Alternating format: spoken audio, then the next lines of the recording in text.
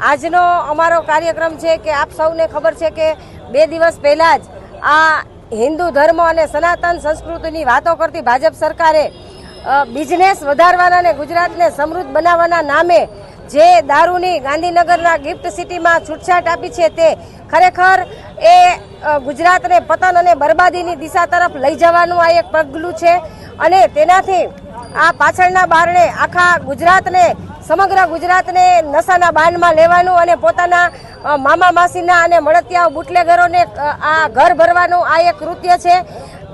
એક બાજુ હિન્દુ સંસ્કૃતિની વાતો કરી રહી છે આ સરકાર અને આપ જોઈ રહ્યા છો કે દારૂની બંધી છે છતાં પણ લાખો કરોડોના ડ્રગ્સ પકડાય છે, દારૂ પકડાય છે અને આવા કૃત્યથી અત્યારે 8 વર્ષથી માંડી અને 80 વર્ષના વૃદ્ધા પણ સુરક્ષિત નથી। સરેઆમ છાસવારે બળાત્કારો થાય છે।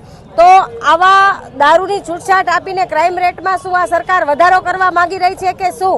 અને આનાથી ગુજરાતના યુવાનો ખરેખર વ્યસનના રવાડે ચડી અને પોતાની જિંદગી અને ઘર બરબાદ કરે છે। તો અમારી આજની અપીલ છે કે સમગ્ર ગુજરાતની જનતાએ આનો વિરોધ કરવો જોઈએ, રોડ ઉપર ઉતરવું જોઈએ અને આનાથી મહિલાઓ અને બળાત્કારના કિસ્સા વધશે, અત્યાચારના પણ કિસ્સાઓ વધશે।